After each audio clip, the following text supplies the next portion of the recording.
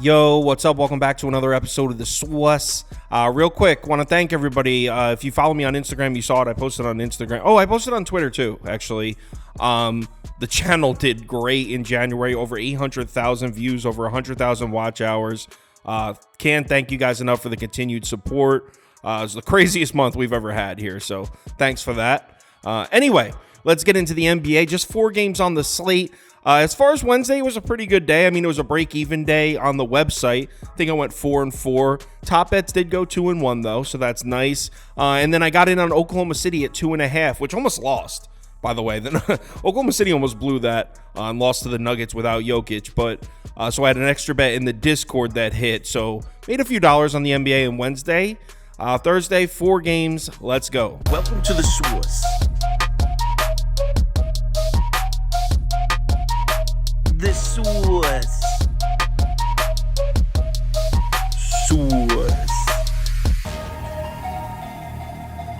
Hey, get the Swiss. First up, we got Lakers Celtics, probably the most interesting game of the night here. Boston laying 11 points at home, the total sitting at 240.5. Let's take a quick look at the spreadsheet, and according to the model, we got a 5-point Celtics win here. Final score 121-116 Celtics. As far as injury reports, we pretty much got the same thing we see from the Lakers every single game. Cam Reddish still out. Gabe Vincent still out. LeBron James and Anthony Davis both listed as questionable. On the Boston side, everyone is completely healthy with the exception of Luke Cornett.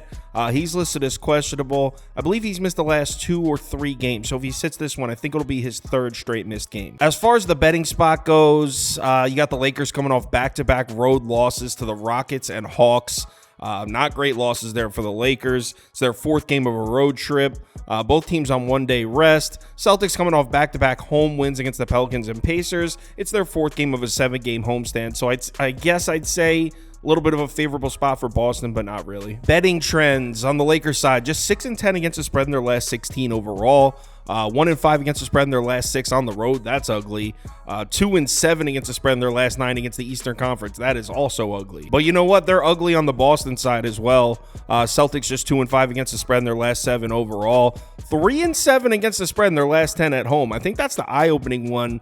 Celtics obviously have been winning games at home. They have the best home record in the NBA. But just 3-7 against the spread. Haven't been covering the number.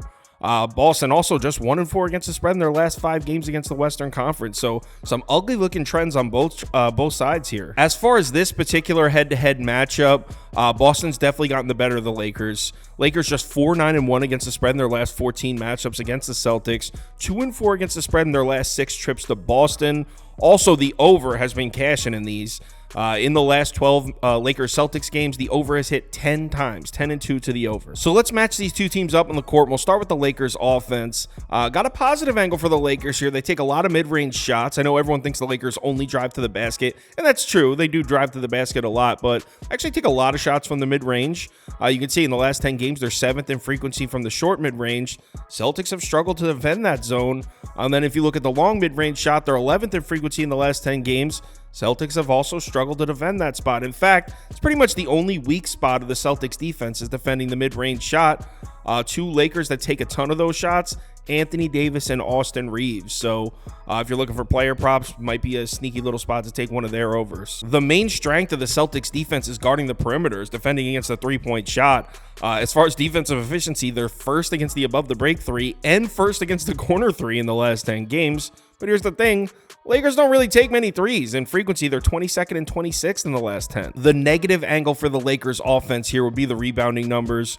Just 29th in offensive rebounding rate on the year. Boston has been a very good defensive rebounding team. They're 7th on the season. Also, Lakers, as I mentioned before, take a ton of shots at the rim.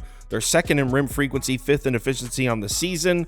Boston's been very good protecting the basket. So they struggle against the mid-range shot, but they do protect the rim well. Another positive angle for the Celtics defense would be Lakers live in transition. On the season, they're 4th in fast break frequency, 5th in efficiency. So the Lakers love to push the tempo, get out in the fast break. Boston defensively 1st in defensive efficiency against the fast break. On the other side of the court, let's take a look at the Celtics offense. And whenever you're handicapping a Boston game, first shot zone you have to look at is above the break 3 because Boston loves to chuck shots from out there. 37% of Boston's shot attempts this season have been from above the break 3s. And look at the Lakers defensive numbers from that zone. 25th in frequency, 24th in efficiency against the above the break three. So right off the bat, a huge mismatch in favor of Boston's offense. Also, the Lakers aren't the only team in this game that want to push the tempo and get out in the fast break. Celtics are 8th in frequency, 12th in efficiency. This has been a good team in transition, or a good offense in transition, I should say. Lakers defense not nearly as good as Boston's at defending it. 28th in frequency, 16th in efficiency. The only angle I like for the Lakers defense is the free throw rate. Boston, not a team that gets to the foul line a lot, and Lakers aren't a team that fouls a lot. In the last 10, they're just 3rd in defensive free throw rate. As far as betting this game, honestly, as long as LeBron James and Anthony Davis play, I like the matchup for the Lakers offense. Obviously, I like the matchup for the Celtics offense as well. Both offenses like to push the tempo. I think we're going to see a high-scoring shootout. So that would point me towards Lakers plus 11 and the over at 240.5. I might combine those and take a Lakers team total over. But that's the way I'm going here. Either Lakers plus the points over, Lakers team total over, somewhere in there. Well, give me Lakers plus 11 for the video. Next game. Indiana is on the road in New York. Knicks are laying 3.5 points at home. Total sitting at 240.5. Let's take a quick look at the spreadsheet, and according to the model, we're looking at a comfortable Knicks win here. Final score 121-110 Knicks. Let's talk injuries. A couple question marks here on the Pacers side. Mathurin and Jalen Smith both listed as questionable. They've been banged up the last couple games. Tyrese Halliburton's on the injury report as well, but he's listed as probable, so I think we're good to go there. On the New York Knicks side, they're going to be without Julius Randle again. He's going to be out for at least another 2-3 weeks. OG Anunoby, he sat out in their last game. Not sure if he'll be back on the floor for the Knicks here. He's currently listed as questionable. As far as the betting spot, you got the Pacers coming off that loss on the road in Boston. They ended up coming back and covering the number, but Celtics were in control of that game from start to finish. I watched most of it. I had Pacers plus 7. I was lucky to get the cover, but that's the key word. I was lucky to get the cover. They're on 1 day's rest. You got the Knicks at home. It's their second game of a 6-game homestand. 14 of their last 16 for the Knicks. Wow. They played 8 of their last 9 games at home in New York as well. Betting trends on the Indiana side. Pacers are 3-1-1 against the spread in their last 5 overall. Just 3-7 against the spread in their last 10 on the road, though. Pacers haven't really been covering on the road.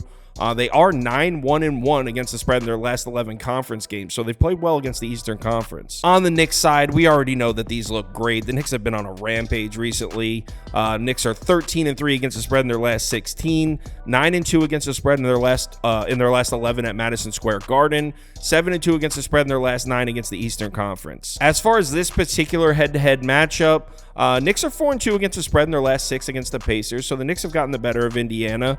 4 straight overs. The over is 4-0 in the last 4 Knicks-Pacers games. Knicks are also 10-3 against the spread in their last 13 against the Pacers at home. So the Pacers have not done well on the road at Madison Square Garden. So let's match these two teams up on the court. We'll start with the Pacers offense. Right off the bat, huge mismatch as far as free throw rate here. Pacers in the last 10 games, 29th in free throw rate, not getting to the foul line, and the Knicks are not a team that foul a lot, just 2nd in defensive free throw rate, so huge edge for the Knicks here. Also, where have the Pacers been taking most of their shots recently? On the interior, at the basket, in the paint, the long mid-range shot. Knicks have been elite defending all 3 of those zones in the last 10 games. So all positive angles there for the Knicks defense. Let's flip it around and talk about the Knicks offense. And again, just more positive mismatches here. Offensive rebounding rate, 2nd for the Knicks on the season. Indiana defensively, 25th. Free throw rate, 10th to 30th. So Knicks should have plenty of second chance opportunities on the offensive glass, and they should have no problem getting to the stripe here. As far as shot zones, this one jumps right out at you. Knicks on the season, 6th in frequency, 8th in efficiency from the short mid-range. Pacers defensively terrible against that shot zone, but a little asterisk there. 3 of the players on the Knicks that have taken a ton of shots from that zone this year: Julius Randle, RJ Barrett, Emmanuel Quickley. Obviously, 2 of those players don't even play for the Knicks anymore, and Julius Randle is injured. So maybe take these numbers with a grain of salt. Jalen Brunson takes a ton of shots from here, though. So Knicks should still be able to score from here, but numbers might be a little skewed. That's all I'm saying. In the last 10 games, the Knicks have been a lot more aggressive attacking the rim, which is a little bit of a change because towards late December, the Knicks were becoming really 3-point reliant, and they still are to an extent. But in the last 10 games, they're 6th in shot frequency at the rim. Look at the Pacers defense, 27th in efficiency down there. New York is also an offense that wants to get out in transition, 11th in frequency, 7th in efficiency. Pacers on the year, 8th in frequency, so they've done a decent job at limiting fast break opportunities, but when their opponents have got out on the fast break, they usually score. Just 28th in defensive efficiency. The only negative angle I see for the Knicks on offense here is turnovers. On the last 10 games, the Pacers have been good at forcing turnovers. They're 6th in forced turnover rate. Knicks offense, 22nd. As far as betting this game, I mean, there's nothing here matchup-wise that would point to a spot to fade the Knicks. Obviously, they've been on an absolute warpath recently. Now, we do have to take note they've played an extremely easy schedule. Eventually, they are going to start losing, but I don't see any reason to try and catch a falling knife here. I don't know if I'm actually going to bet this one. I'll say Knicks -3.5 or pass for now. Next game, Cleveland Cavs on the road in Memphis. Grizzlies catching 5.5 points at home. The total sitting at 219. Let's take a quick look at the spreadsheet. And according to the model, we're looking at a low-scoring Cavs win. Final score 111-107 Cleveland. Injuries on the Cleveland side, just Darius Garland. He's listed as questionable. He did come back. He came back last night against Detroit. He only played 20 minutes, but he did play well. They might not want to run him right back on the court on a back-to-back immediately after returning from injury. I would imagine he probably doesn't play. On the Memphis side, I mean, you already know this is a mess. John Morant, Marcus Smart, Desmond Bane, Derrick Rose, Luke Kennard. John Conchar is also listed as questionable. If he doesn't play, the top 6 guards for the Memphis Grizzlies will be out. 6. Do teams even carry 6 guards on the active roster? This is crazy. As far as the betting spot, you'd have to say it's a favorable spot for the Grizzlies. Cleveland on a back-to-back. They just had to fly from Cleveland down to Memphis. They played the Pistons last night. Cleveland on back-to-backs this year, on the second leg of back-to-backs, I should say.